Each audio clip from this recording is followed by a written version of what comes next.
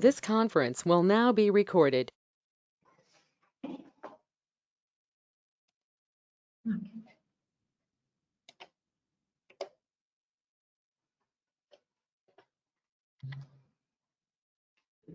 Good afternoon, all. Am I audible? Am I audible to you? Neelima, Yes, ma'am. Venkatasai. Okay, thank you. So today's topic is shoulder dystocia. It is one of the obstetric emergencies. Every one of you should be aware of how to deal with this emergency. Though it is relatively rare, it is becoming quite commoner nowadays because of increased fetal weights and increased application of mid-cavity forceps.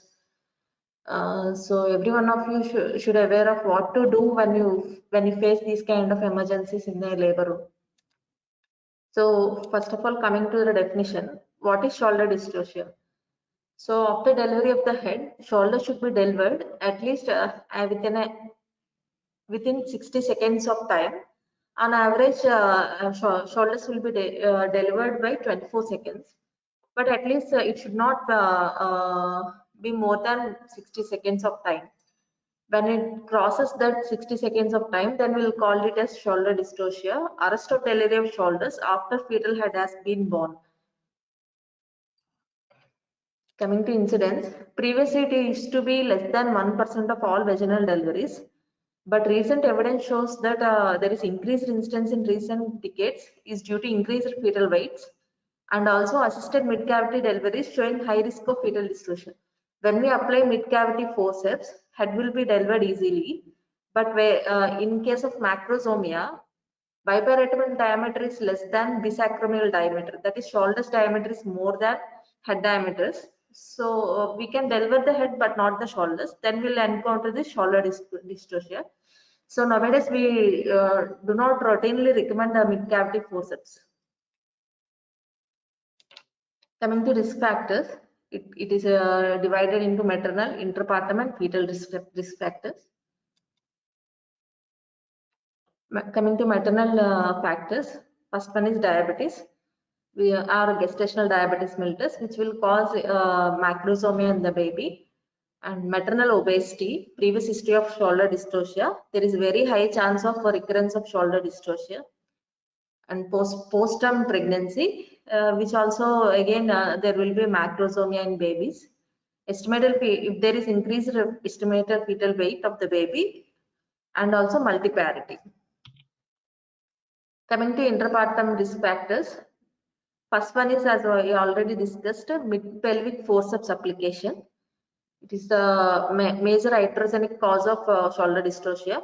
Prolonged first and second stage of labor. Without regional anesthesia, when we'll call prolonged first and second stage, and with regional anesthesia, there is 1 hour disparity between these two. If a patient didn't have any regional anesthesia and it is she's nulliparous, more than 2 hours is prolonged second stage of labor, and in multiparous it is more than 1 hour. With regional anesthesia, it is more than 3 hours is prolonged second stage of labor. If it is more than 2 hours in multi, it is prolonged second stage. And also precipitous labor. In case of precipitous labor, head will be delivered within short span of time, but shoulders cannot be easily delivered in case of precipitous labor. Then we'll encounter shoulder dystocia. Coming to fetal risk factors, generally plan for cesarean section if estimated fetal weight is more than 5 kg in non-diabetic and more than 4.5 in diabetic lady, and also in case of fetal ascites and anencephaly. Coming to pathophysiology, first you have to know what is normal mechanism of delivery of shoulders and what will happen in case of shoulder dystocia. Fetal bisacromial diameter, that is distance between outermost part of fetal shoulders, normally enters the pelvis at an oblique diameter with posterior shoulder ahead of anterior one, rotating to the anteroposterior diameter direction at a pelvic outlet with external rotation of the fetal head. So generally, shoulders will engage in oblique diameter. Anterior shoulder can then slide under the pubic symphysis for delivery.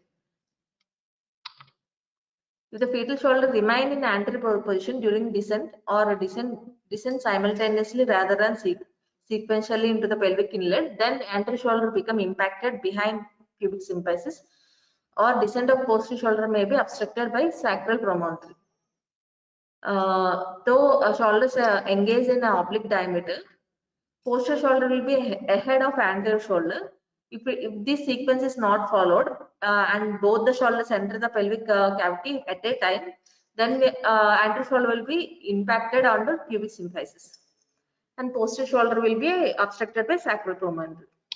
Then we'll encounter shoulder dystocia. Anterior shoulder obstruction is more common than posterior shoulder obstruction. It is hypothesis that the fetal trunk fails to rotate to an oblique position because of resistance between the fetal skin and vaginal walls, resistance of the large fetal chest relative to biparietal diameter, which may occur with macrosomia. So this is the proposed hypothesis for macrosomia babies. This rotation of an oblique position will be difficult in macrosomia, and also rapid fetal descent which may occur in precipitating labor. In precipitating labor, head will be delivered, but these oblique rotation and all will there is no time for this rotation, and we will encounter shoulder dystocia in precipitous labor. Coming to clinical signs. So first we have to confirm that this is a case of shoulder dystocia. By saying these two signs, we can confirm this is a sure-cut case of shoulder dystocia. By these signs or turtle sign, retraction of fetal chin to the maternal perineum upon the delivery of the head, and head bobbing sign, the head coming down towards the introitus with pushing but retracting back between the contractions. These are two signs. One is turtle sign and head bobbing sign. This is turtle sign. Coming to complications, maternal and fetal complications. Maternal complications are PPH due to prolonged labor and uterine atony, uterine rupture, pathological retraction ring can be there, or vaginal or cervical lacerations, perineal tears, postpartum lower extremity nerve injuries. The most common mechanism is external compression of peroneal nerve, and fistula formation due to prolonged compression. Fetal complications are brachial plexus injury. Most common are X palsy and Klumpke's paralysis. Usually due to stretch or plexus during passage of the fetus through the birth canal and the subsequent delivery. And other complications are cervical fracture, humerus fracture. It can also lead to neonatal death. This is the dreadful complication of shoulder dystocia. And HIE, caput succedaneum due to prolonged labor. And coming to management, this is very important. Shoulder dystocia cannot be managed by a single person. Always call for help. So to perform any maneuver, you should have an assistant to support. So first of all, call for help. Evaluate for episiotomies. Check whether your episiotomy is adequate or not. If you want to extend, you should extend. And legs, should be in McRoberts maneuver. To perform all these maneuvers, you should have help. And first of all, you should call for help. And then external pressure, that is suprapubic. This is very important. Never ever apply fundal pressure in case of shoulder dystocia. Your pressure should always be at suprapubic region. And rotational maneuvers, we'll discuss these later. Remove the posterior arm first and roll the patient to her hands and knees. This is Gaskin's maneuver. If McRoberts Woods, these all fail to deliver shoulder, then we finally go for Gaskin's maneuver. General principles: call for help. It is an obstetrical emergency. Excessive downward traction and fundal pressure should be avoided. Perform mediolateral or 3/4 degree median episiotomy may be useful to facilitate delivery of impacted shoulder. So if you suspect a case of macrosomia baby in established labor, we should suspect shoulder dystocia, and instead of giving mediolateral episiotomy, we can try this episiotomy to deliver the impacted shoulders. Distended bladder should be drained. Always before giving episiotomy and before conducting any delivery, you should always deliver the blood. Drain the bladder. Maneuvers to follow. First one is moderate suprapubic pressure. Most of the shoulder dystocias deliver by mild suprapubic pressure with McRoberts maneuver. So you should be all well versed with McRoberts maneuver. And if it fails, then we'll go for next maneuvers. That is Rubin's Woods and delivery of posterior shoulder, and Javanese maneuver, which is very difficult. Gaskin's maneuver. Finally, clitotomy or symphysiotomy, we do not routinely follow in a live baby. And moderate suprapubic pressure can be applied by an stent, while downward traction is applied to the fetal head.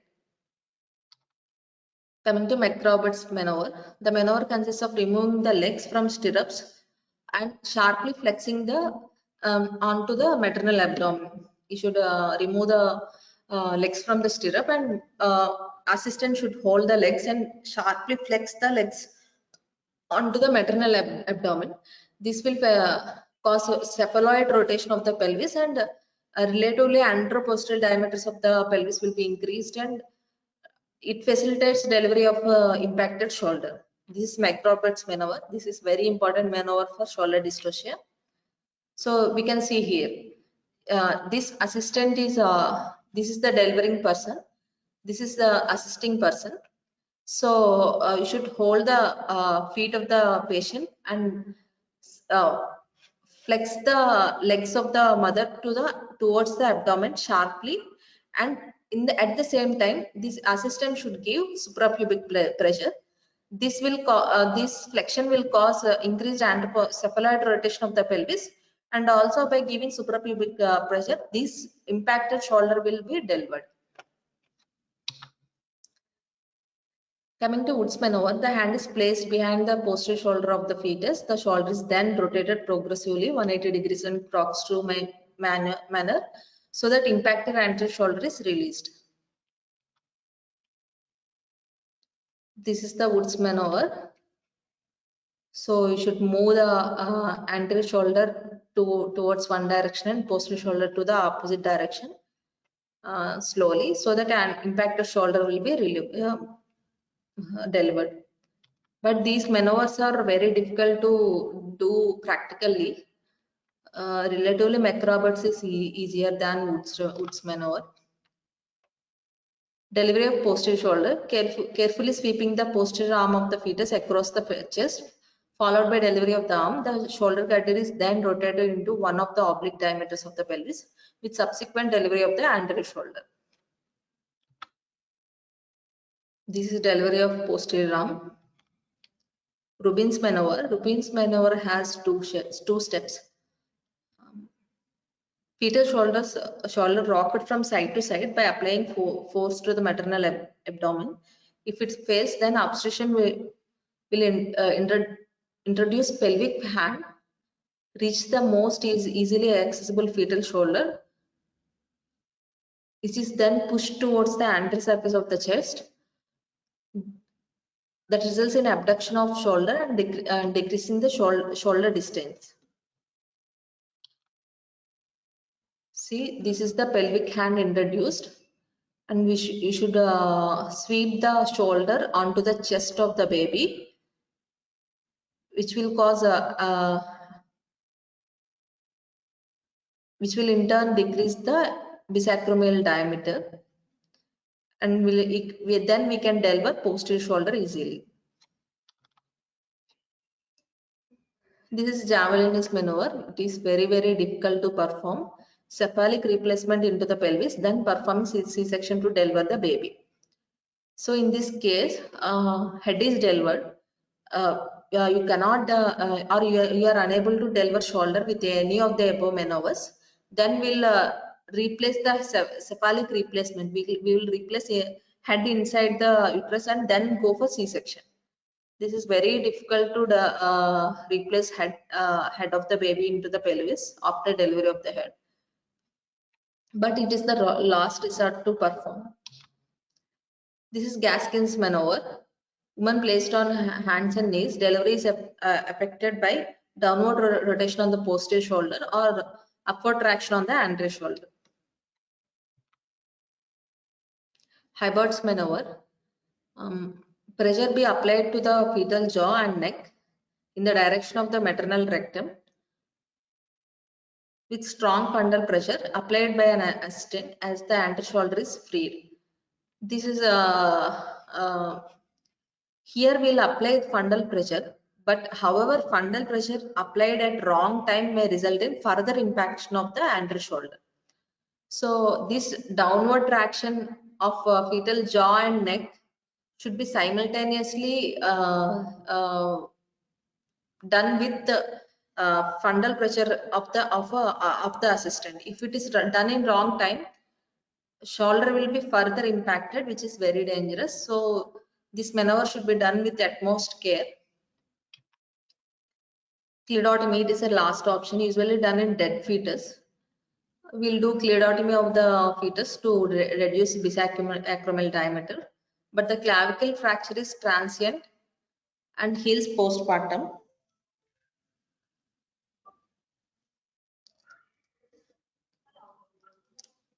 Symphysiotomy rarely performs now. We rarely perform nowadays.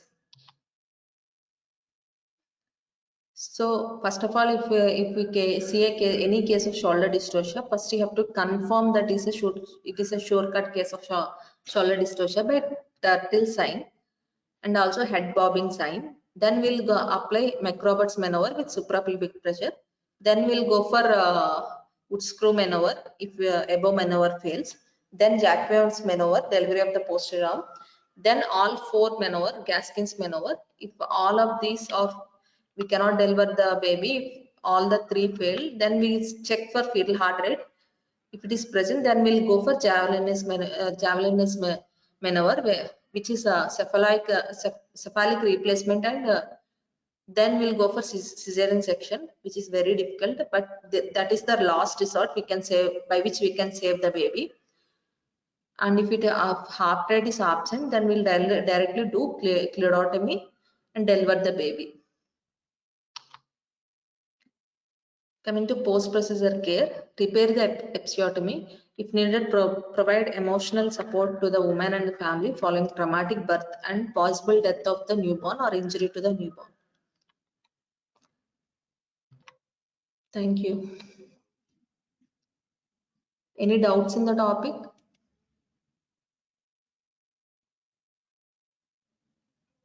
You should know at least up to McRoberts maneuver, which is very important to deal with this obstetric emergency. So nowadays, shoulder dystocia is quite common than previous days. So all of you should be well versed with McRoberts maneuver. So any of you have any doubts in this topic?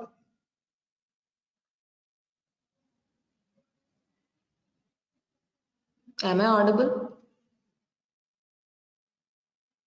Someone respond. Is CR present in the class? Any doubts?